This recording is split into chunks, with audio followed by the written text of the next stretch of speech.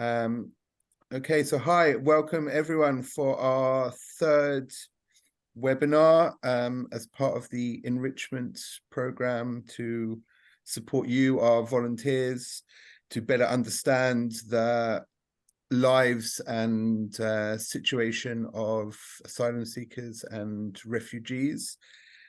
First session that we ran, which also, if you're now watching later online, was a general introduction to refugees and asylum seekers worldwide, the history of asylum, and the kind of legal basis for protection that states award to people who need to flee the countries that they're from. The second session that we ran looked at Britain's response to asylum seekers, particularly the current government and around the hostile environment. And as we've been going, we've been kind of shrinking in on the people who we are supporting. So we are really grateful this evening to be joined by the program manager and volunteer coordinator from an excellent charity called Unfold, who work in Westminster, providing befriending and mentoring support to asylum seekers who are living in contingency hotels accommodation here in Westminster. I've got some little bios.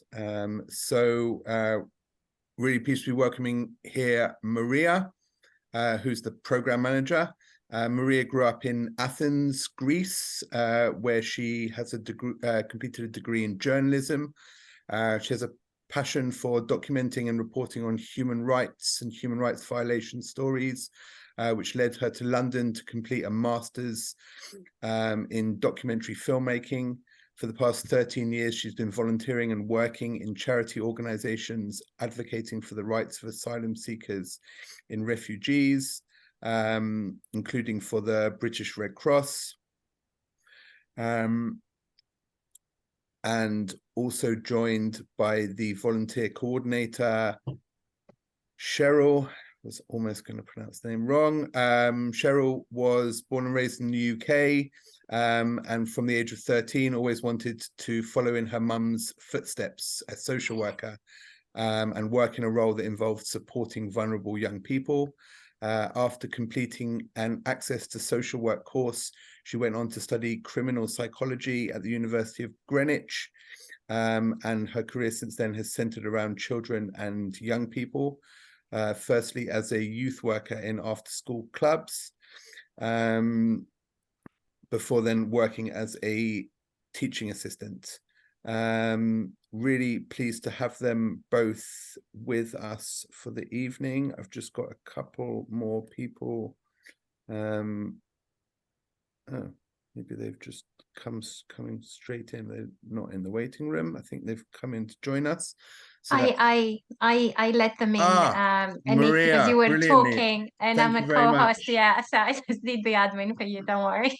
Thank you very much. So the aim this evening is to give us a better understanding of the lives and experiences of asylum seekers who are living right close to where we're working in Westminster, and to understand a little bit better about the great work that Unfold are doing.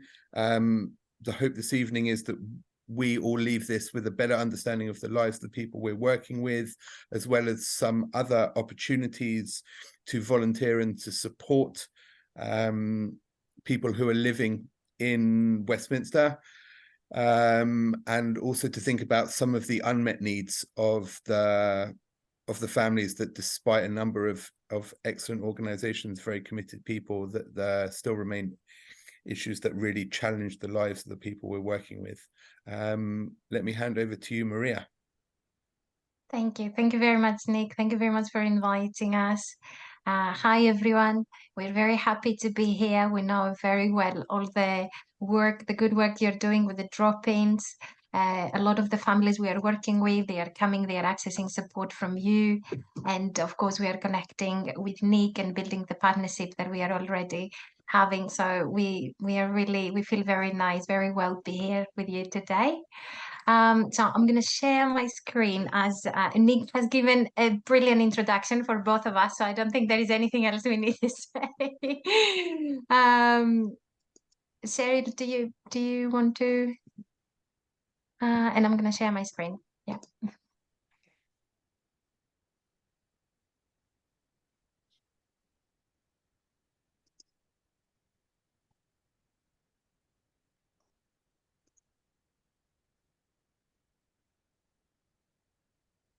Yeah, all good.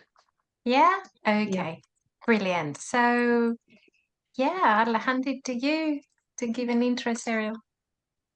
Yeah, so as Nick has kindly introduced us, Maria and Cheryl, I'm the volunteer coordinator, and we are Unfold, and we are based in Westminster Borough, and we also provide services for Kensington and Chelsea as well.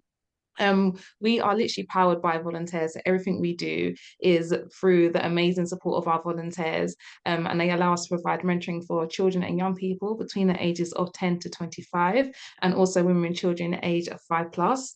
And we are based in positive psychology, and through the mentoring relationships, we like to boost our mentees' confidence and well-being, enable them to identify and achieve goals that matter to them. So it's very much focused on what it is that they want to achieve. We're not directed. We don't say you have to go from here to there or you need to do it this way. It's about giving them that space to say, you know, what kind of challenges, what do they want to do, where do they want to be, and us providing that space and support to help them to get there as well. So we enable them to identify and achieve goals that matter to them, and it helps tackling loneliness.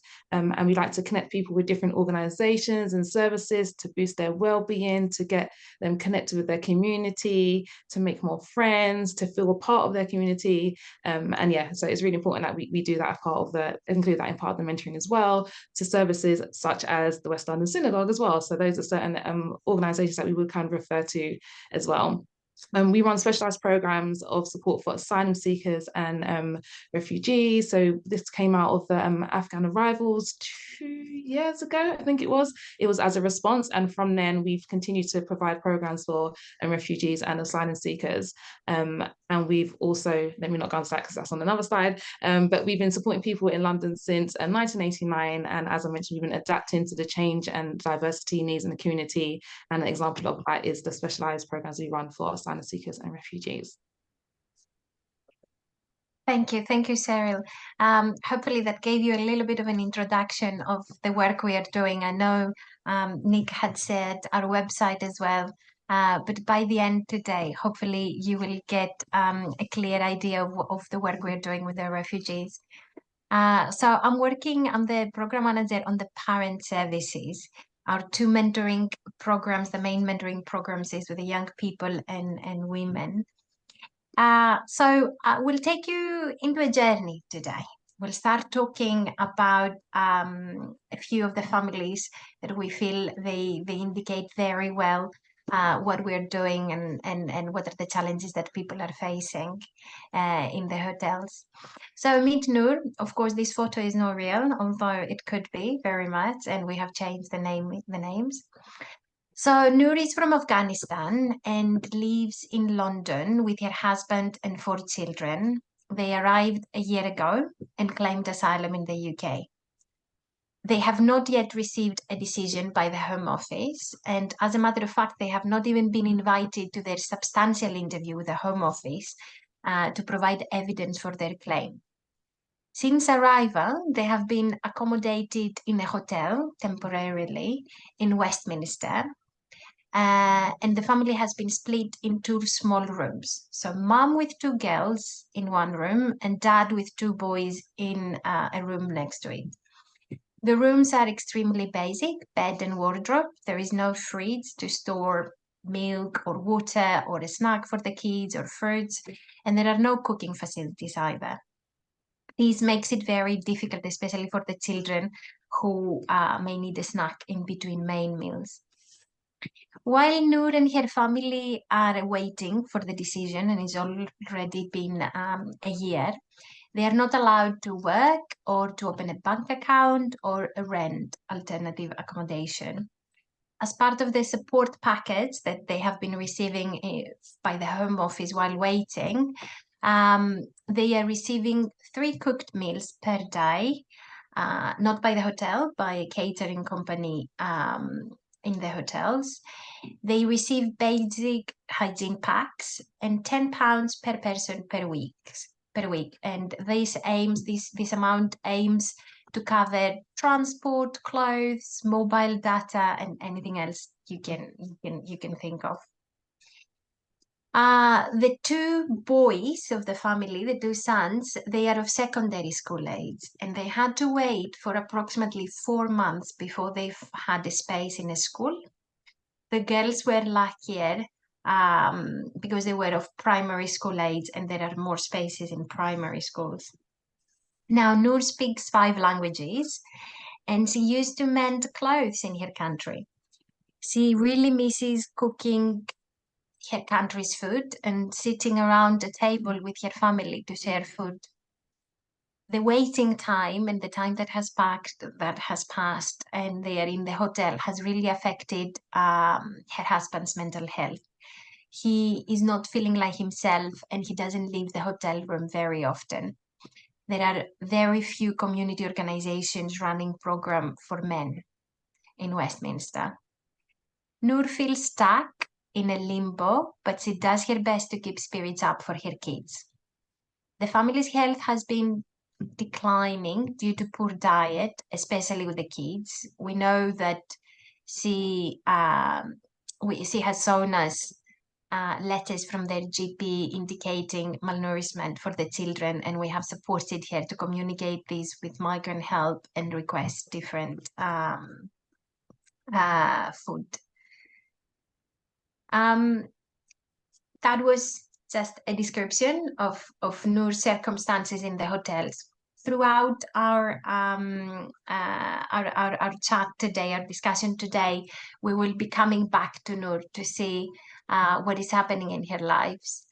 But this is a story that you probably will hear again and again when you start talking with people in the hotels, which are used as temporary accommodation, as temporary it can be for over a year.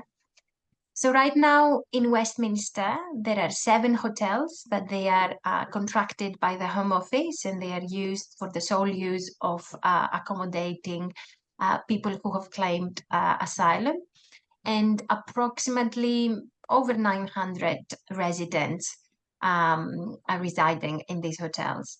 There are 5 hotels that they are around the Lancaster Gate area near Paddington, and there are 2 hotels around Victoria Pimlico. Let's break it down a little bit. What does that mean? What does that mean living in a hotel? Because sometimes people hear and read in the hotels are like, yeah, someone is living in the hotel. Hotels are amazing. People can have whatever they want, and the food in the hotels is good. But the situation is really different in these particular hotels, and it can really affect someone's mental health and well-being, and it can remove a lot of the agency and the control that people have in their lives by being in these very basic conditions for a prolonged period of time.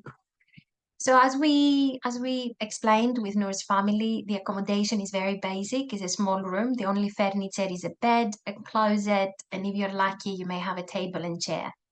And this is where you eat. This is where you sleep. This is where the children do their homework. There is no communal space in the hotels.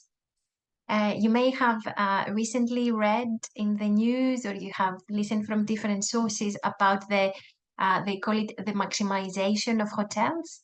The Home Office is trying to maximize the use of the hotel. So they will start putting single men and women that they don't know each other, they're strangers, to share rooms. And that means that in a tiny room, an extra bed is going to be added. So the table and chair will be removed. So it's going to be just the bed.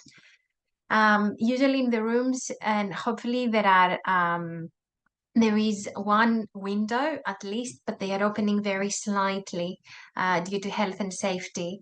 you can't really open them to air your room, and it's a problem, especially when the weather is really hot.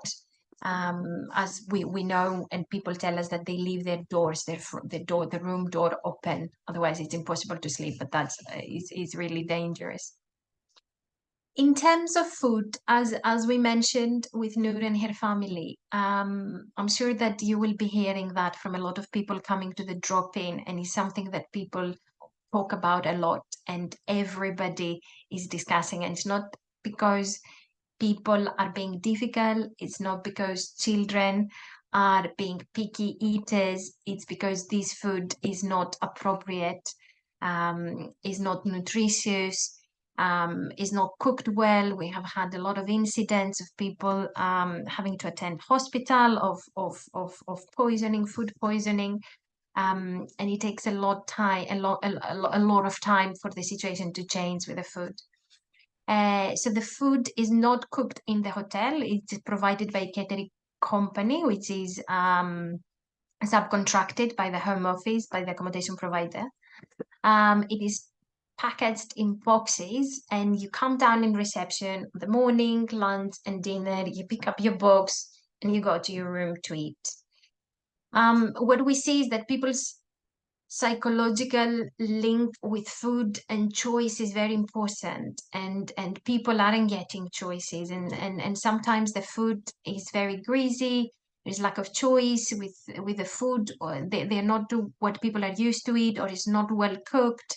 They don't deliver for dietary restrictions, for example, people who have diabetes, although in the policy it's a completely different scenario. We see that people that they should be delivering and accommodating people's health with the food, but in practice what we see in the front line is that this is not happening. Is really poor nutritionally, and children, to give you an indication, have for 1 or 2 weeks every day for a lunch like a sandwich, which is like some bread with some margarine, a slice of cheese and some pepper, and that's lunch with a bit of salad on the side. In terms of communal space, apart from one of the 7 hotels in Westminster, none of the hotels has a communal space, and this has a really negative impact on people's life. It really affects socializing and building up social networks and support. You can only hang around outside of your room, and this keeps people from creating a community, a connection, or getting to know each other. There is no space to pop down somewhere to eat your breakfast and have a conversation with someone. When it comes to money, as we explained earlier, people who live in temporary accommodation who receive that support package, they are only entitled to £10 per week, and this is supposed to budget for clothes, transport, mobile data, and what we see is that people are heavily dependent on charity support, and this is exactly what you see and you experience in your drop-ins.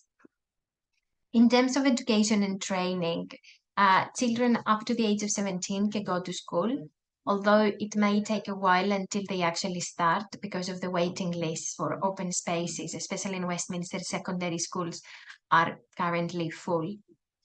Once they turn 18, university is not really an option because they would have to pay for fees as overseas students, and you're not allowed to get a loan, a student loan. Even when you are recognized and you get your refugee status, you need to reside in the country for 5 years, I think, and have indefinite leave to remain. And after 1 year, you can apply for a student loan.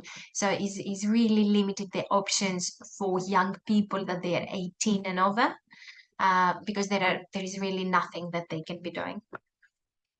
For the adults, they can access ESOL classes, English classes, but after they have been in the country for 6 months. They can attend free courses and workshops, but when it's about the qualification or the course is accredited, they cannot receive the accreditation. It cannot be recognized because they don't have a national insurance number.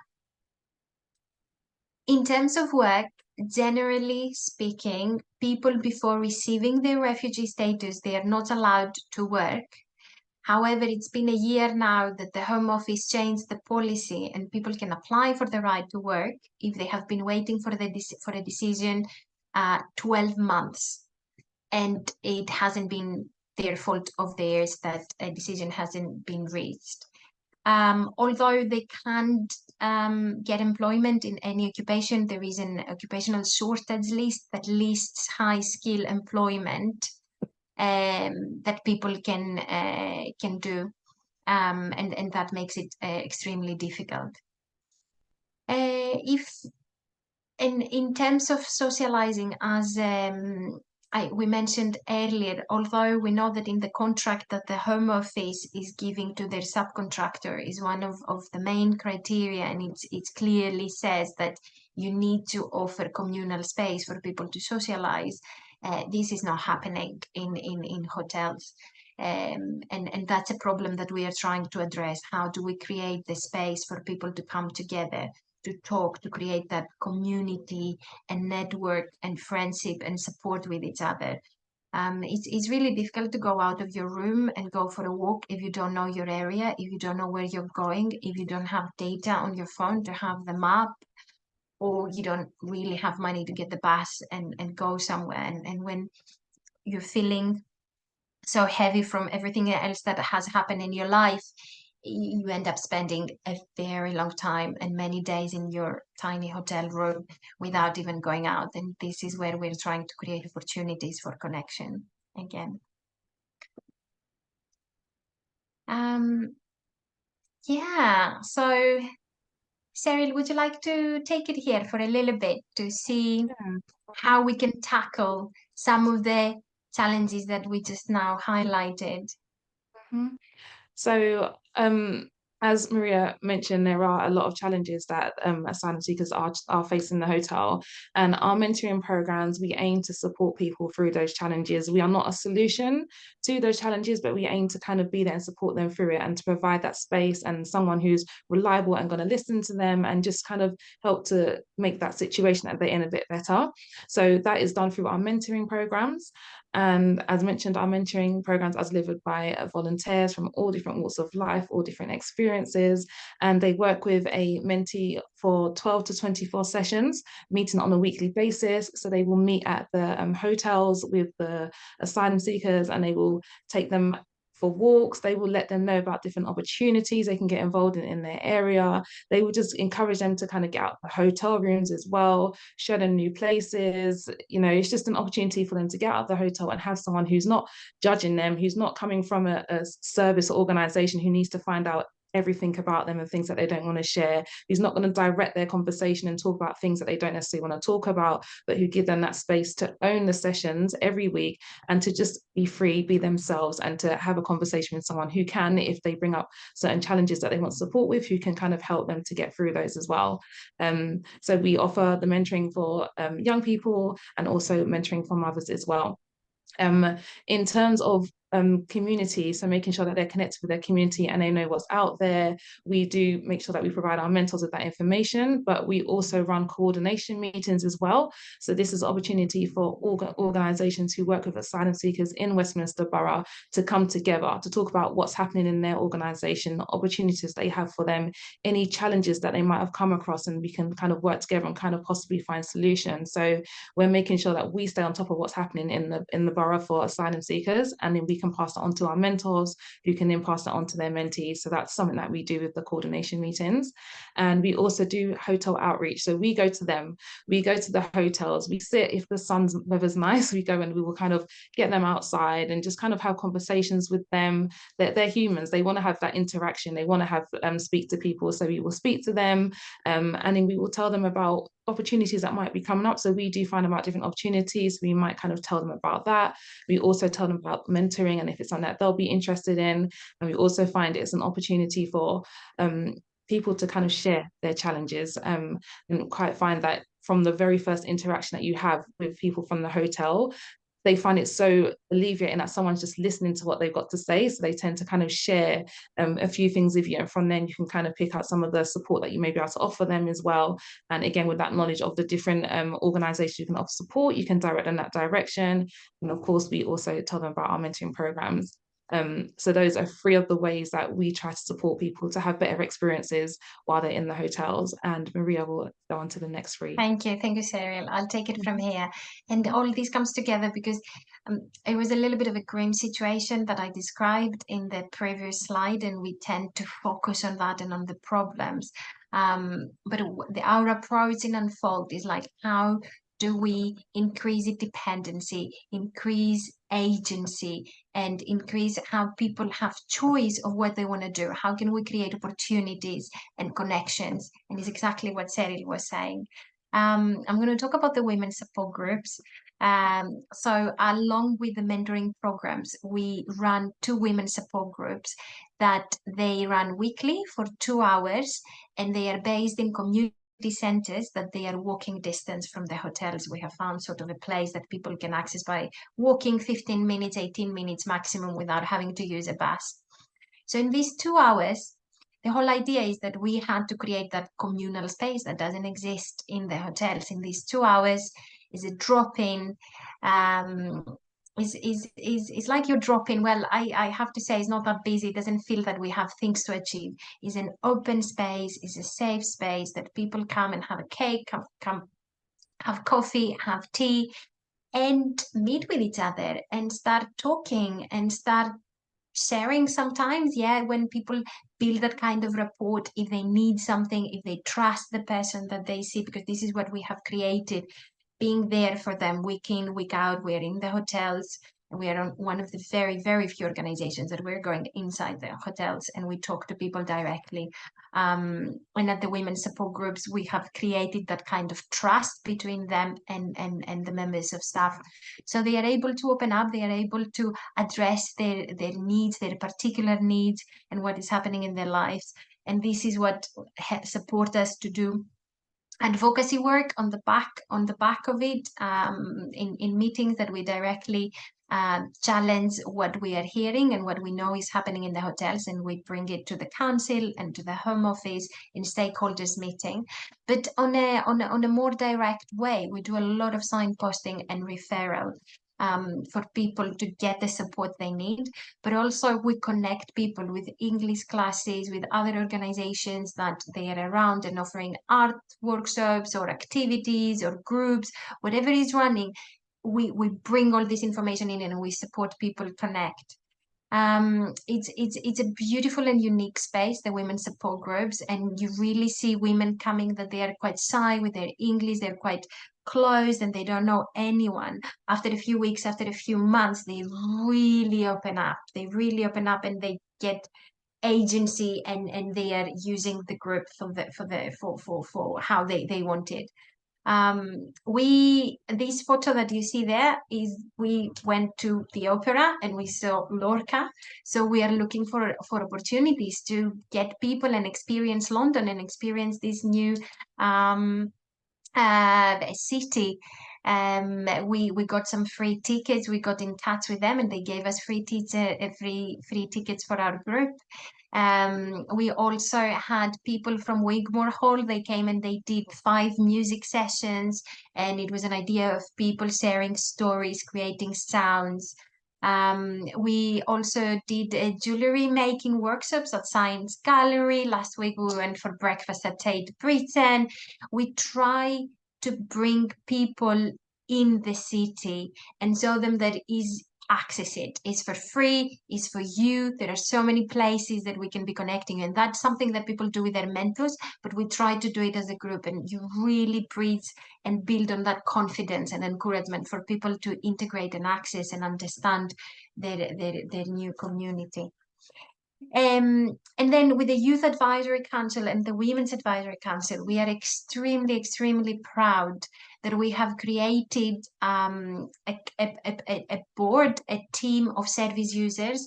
The Youth Advisory Council, it refers to the young people that they have received mentoring through the Mentoring for Young People, and has been running for a year now. And we bring together our service users and they tell us what are the priorities that we need to be working in the organization. We support them to identify and communicate with us what are the things that should be our priority, how should we work in, what should our focus be. And Cheryl will be talking more about what has been happening last year with the Youth Advisory Council, but that really gives the confidence, builds confidence, encourages people, and puts their situation into a perspective, really, because what's happening to them is part of a community, is part of some failures that are happening in the society, and unfortunately there haven't been safety nets to catch them.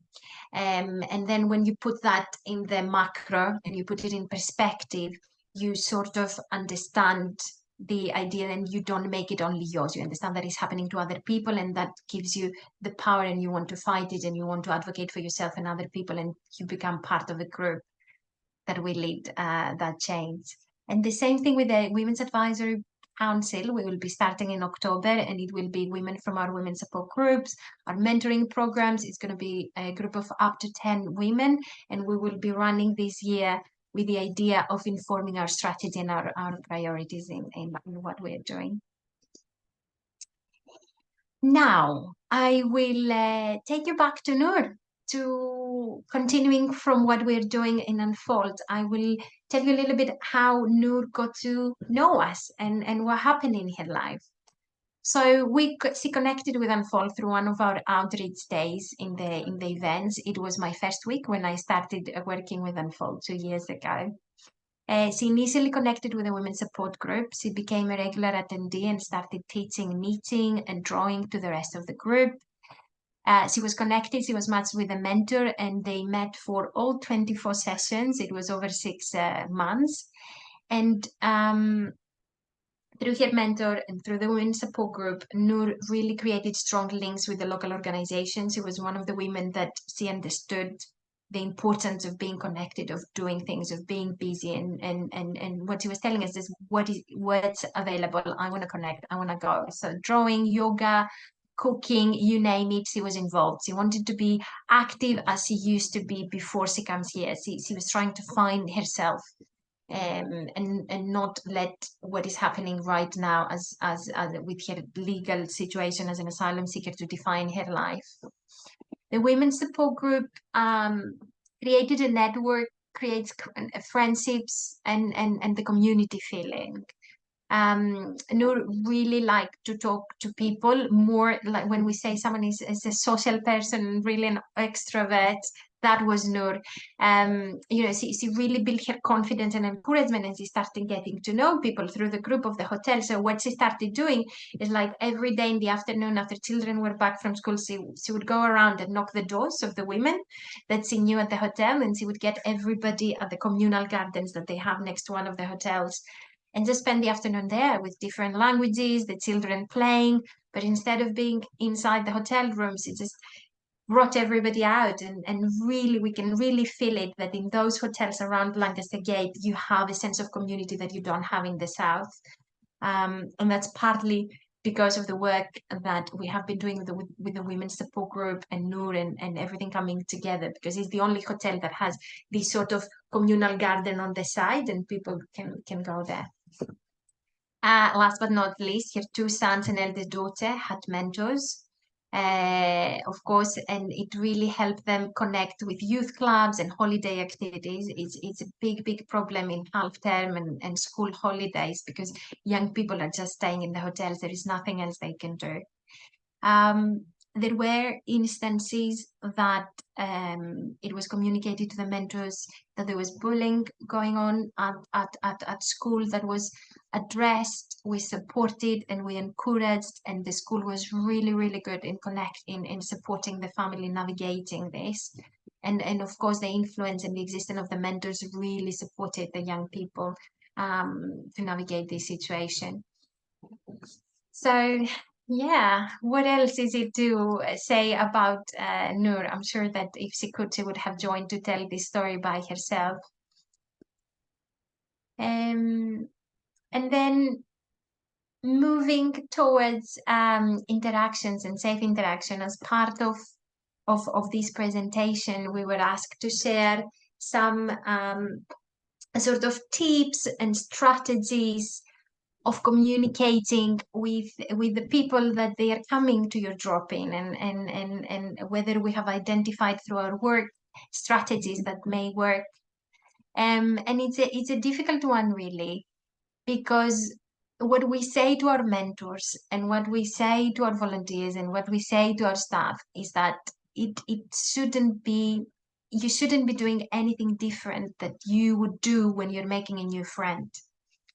And as we have put it here, and is sort of something that many years ago, someone who was offering a training to me on trauma, he was saying that helping relationships are first and foremost a human relationship. So if in doubt, just be a human. With the drop-in that you are offering, and it's been so successful, and you have so many families accessing really necessary, essential needs for their lives, what you have been doing, what we try to do, is to create a safe space, really. A space where people have some time, they feel comfortable, they feel safe, and each person has different timings in opening up and start interacting back and sharing and building sort of these relationships with the rest of you, with the volunteers. But the most important thing is that you are there. You promote physical and emotional safety in your environment, so you are aware of the space, having light, having window, having an open that is quite obvious. It may create and be triggering for some people if they get in a dark space that there is not a lot of light, etc. And you recognize the importance of choice, that every person's experience is unique and requires individual approach to support them to make their own decisions, their own choices for the issues that they are facing. Focusing present, that's something that we are actively doing in our groups and in our mentoring as well. Asking questions, where people are from, what might be their experience, and how did they get here. We generally advise that we don't ever ask someone, why did they ever come here? One reason would be that people can be quite apprehensive about sharing information in fear that it might be fed back to the Home Office. It's not unusual at all for the Home Office to be using information from a range of sources to verify somebody's claim. But more importantly, asking people why they left can trigger a traumatic experience. You might want to ask where they come from, and that leads to loads of interesting questions about where they're coming from, about the food, about the culture, but we don't ask why people left, because all of those things can be very difficult and people aren't always ready to talk about it. If someone chooses to share this with you, that's different, and feel free to, as we do, so interested and compassionate curiosity in what they say, but we don't look to find information that we don't really need. There are plenty of other things that we can be discussing. Labels, if possible, what we are trying to do actively in our work in Unfold, and what we are doing is that we remove from the context, from our context, our mindset, the label asylum seeker. It is a legal term that describes a legal procedure, and it's a pity to let it define the person and your relationship with them. Get to know the person you're interacting with. Greet them with their name. Is as in any relationship, is so nice when you hear that someone remembers you, they call you by your name, pronounced correctly if possible. I know that's quite tricky sometimes, but ask if in doubt, and try, say it again and again until you reach that, and just follow on with the conversation and listen to what they have to tell you, actively and so that you're listening and you're encouraging. Facilitating connections, connect the person to their to what they are looking is we always say connect the person to their own support network and peer support, and look at what their individual needs rather than have a blanket sharing information. And sense of humor. This is something that a lot of our volunteers don't expect. Our mentors and the volunteers we have in the women's support groups, we have a lot of fun together. It doesn't have to all be grim and just go on and on about all the bad things that are happening. The people in that we are meeting, the people who are accessing our services and our programs, they had settled lives, they were professionals, they had families, they had a proper life that like everybody had, and then things happened and they are now in this situation. So yeah, we just this is part of building resilience, looking at the situation from a different perspective. Cheryl, I'm going to move to you and I'm going to remind you that it's 8:15. Yeah, I noticed. So as we know, so we've kind of discussed some of the things that we do and making sure that we connect with different organizations who can try and support and improve the experience that they're going through. And the services that you provide also help with what they need as well and create an environment for them to feel safe. So I'm just going to take you through a few more case studies, and this is going to be from the perspective of asylum seeker on our young people's program, and it's just going to kind of show their story when they first interacted with us, and then how the mentoring has supported them as well. And then I'll just go on a bit briefly about if it's something that you would be interested in, how you can get involved. So meet Morak, and again the names and has been changed, but Morak is 13 years old. He is from Iran. He said food's not good at the hotel. He doesn't really go out of the hotel and hasn't made any friends. He's not at school and wants to go as he misses it. He really likes studying science and really enjoys physics, and is worried because he's missed a lot of school since he's been here. His hobbies include going to the movies. He likes horror films and he likes reading. He's here with his brother and his mum. He is the youngest, but he seems to be the one encouraging his brother to come out of his comfort zone and kind of see, be a bit more positive about the situation. So that was the situation. So when we meet our mentees, we have a conversations with them and we try sensitively to find out what we can about them in order to make sure we can match them with a mentor who can be connected with them and can support them through what it is that they want to. So after 12 sessions, which is the halfway point, we had a mid-review, and again we asked them to kind of reflect on what's happening, and this is what has been said. So mentoring has been good. When we met in person, we go for walks to the park and museums. I loved the lab. We also looked at the library. My favorite moment was when we went to the park and went out on swings and a trampoline, and just kind of reflecting on what Maria said about being stuck in the hotels and not feeling comfortable, being scared, or not knowing what's out there available to you, or it's a new environment, so you don't feel comfortable. Even if you know that that park exists, you don't feel comfortable going. A simple thing as having someone who's just going to take you to the park so you can go on the swings and have fun, something that we often kind of take for granted. That's something that this person has reflected on as being like one of the best things that he remembers across the 12 weeks. So it's just little things that we can do that really help them feel normal and feel like back at home when they used to have that freedom to do those stuff. Also, we played chess and we did a bit of maths. Since starting mentoring, I'm still the same, but when I was writing my exam, Jack was motivating me, and I thought about him during my exams and what he would say to me, which kept me going. So there was little words of encouragement that he was referring back to from his mentoring sessions. I feel sad because eventually it will stop and I have no one to do fun stuff with, but I do have a lot of friends now. So that's Morak and his experience. And then we have Maya, who's 18 years old, has been living in London for 7 months before she was introduced to Unfold. She's from El Salvador and she's been living here with her family. Maya isn't going to school, but will be starting English as a second language college soon. She speaks really good levels of English. Maya came across really confident and driven. she mentioned that she would like to become a psychologist. She says she's did volleyball for a long time back home and misses it. She said she likes spending time alone, and she doesn't currently, because she doesn't currently have any friends. She could really benefit from finding out about different opportunities in London, for example, workshops, volunteering opportunities. So Maya was good at English, but she wasn't as confident. So, which is what we find. A lot of people say my English isn't good, but it's just their confidence to speak English. But she was very proactive back home. She was very focused on her studies, and she just wanted to get back into it. So she wanted to connect with Unfold to help her find those opportunities. I can say that Maya has now finished her mentoring sessions, and after 24 sessions, she said, Jackie helped me, I completed my goals.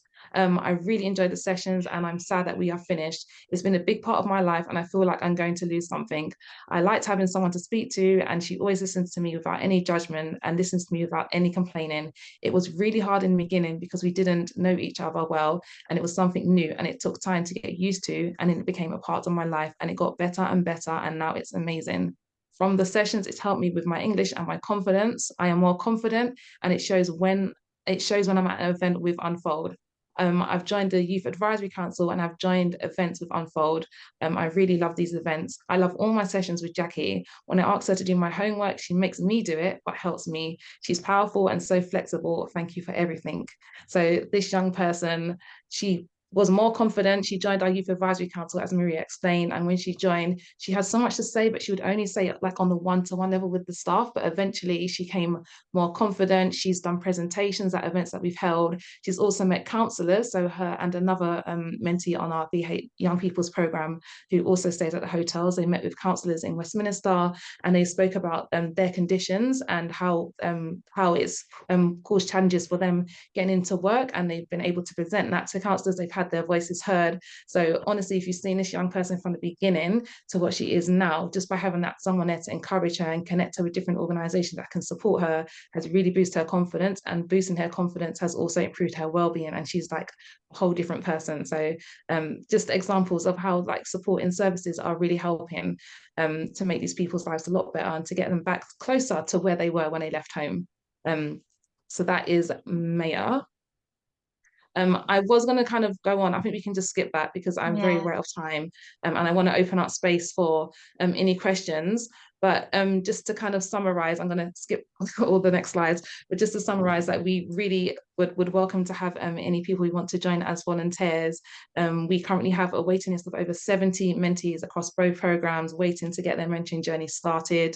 We provide training, bespoke training, which is based in positive psychology, which covers like growth mindset, leadership skills, active listening, boundaries. That's 4.5 hours training, which is a live session that we deliver. And you also get access to an online portal, which covers different modules as well, which takes about 4 hours to do. We have supervision sessions. You're supported by a designated program officer. But if you want more information, I don't want to rush it too much, but you have more information, then Nick can pass on my details, and I can kind of follow up on that. But I would like to, I don't know if Nick, you want to add anything, otherwise we can kind of hand over for any questions.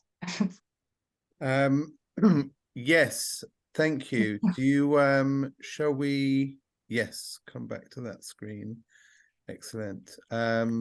Firstly, I just want to say thank you guys very much. I thought that was really excellent presentation, both about the situation for people living in Westminster and also the work that you do.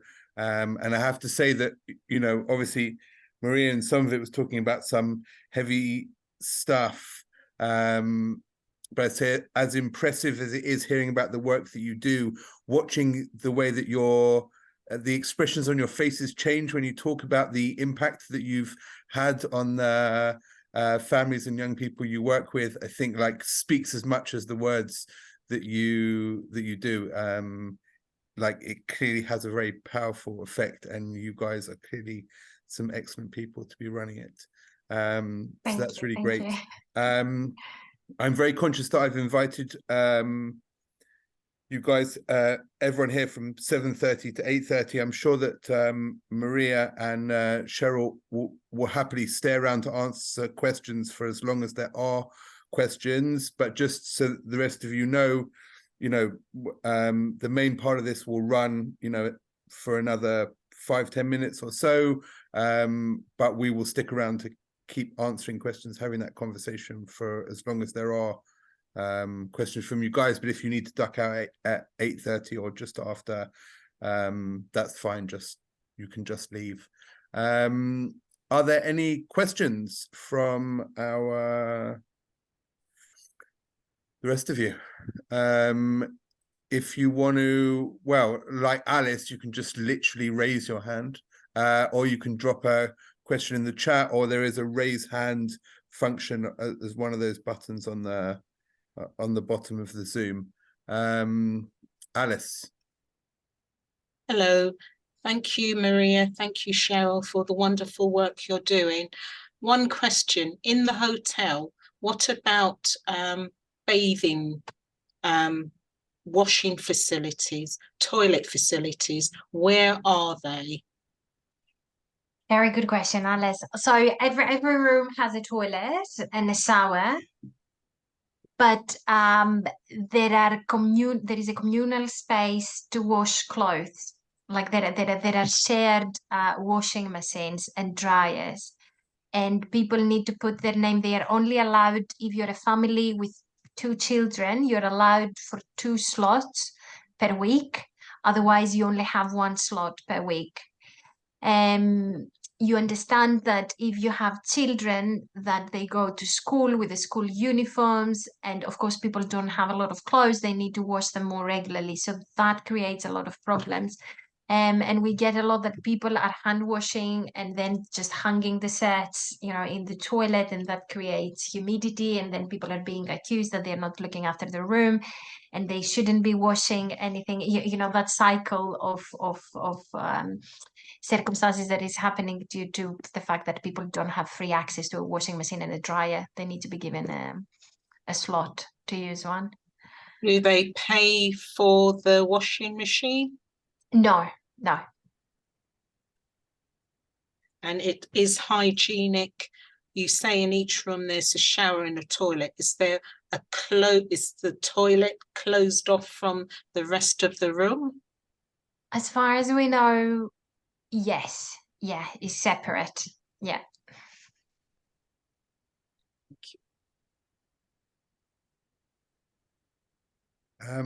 Thank you.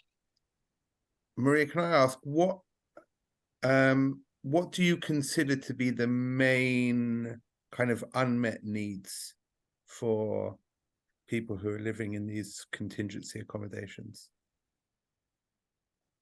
I'll say 2, because one is one that we cannot meet, but then the second one, maybe we can work together and meet it. So the first one is availability of legal advisors. People need to have access to legal aid, immigration lawyers, but the demand is much higher than the offer. There is a legal desert when it comes to asylum seekers.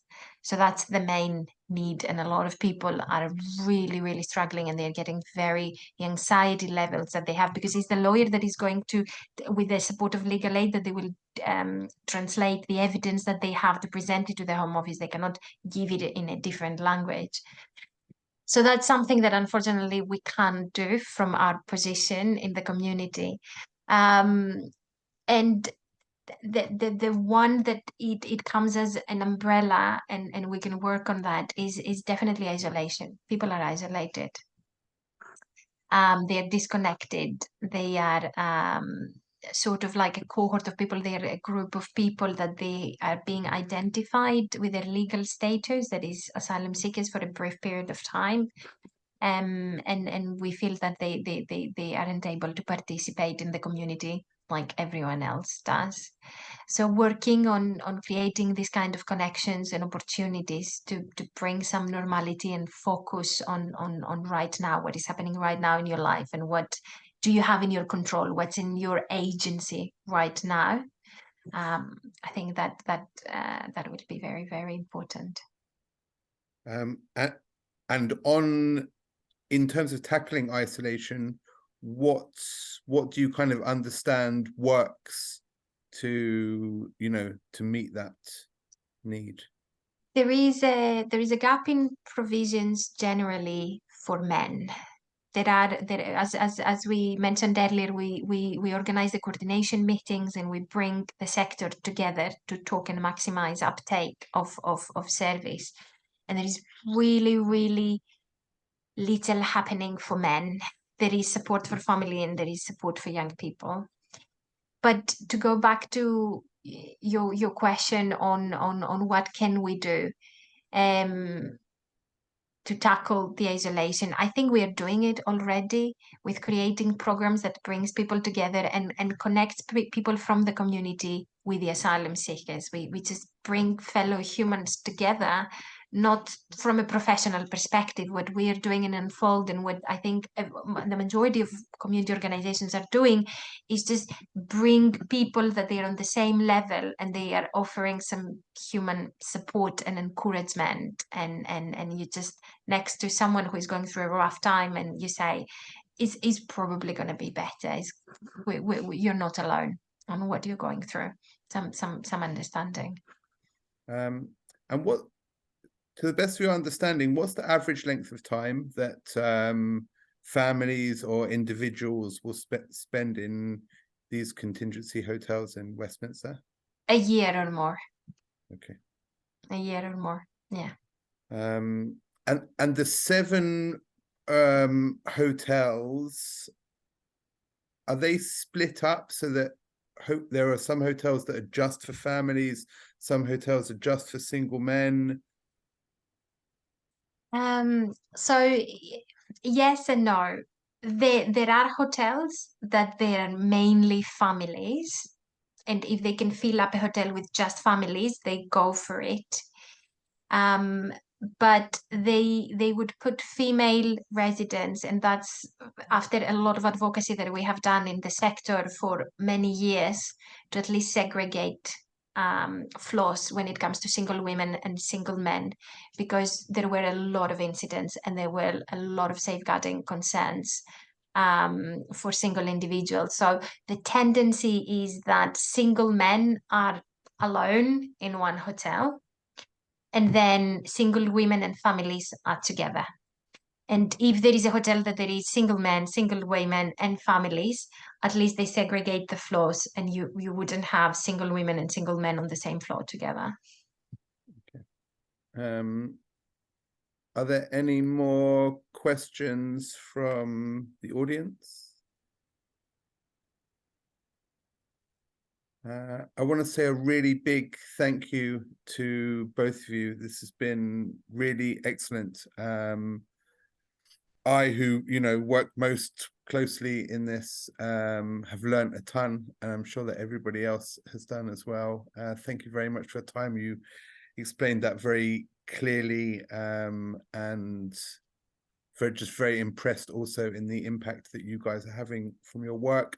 I will share not just with the people who came along today, but with our wider team of volunteers, opportunities to learn more about Unfold, how to get involved with the mentoring and befriending that you're doing. I hope that we're able to steer some good people in your direction to help out. And to everyone who came along, thank you guys very much. Our next drop-ins come up very quickly. We're Sunday week, 10th of September.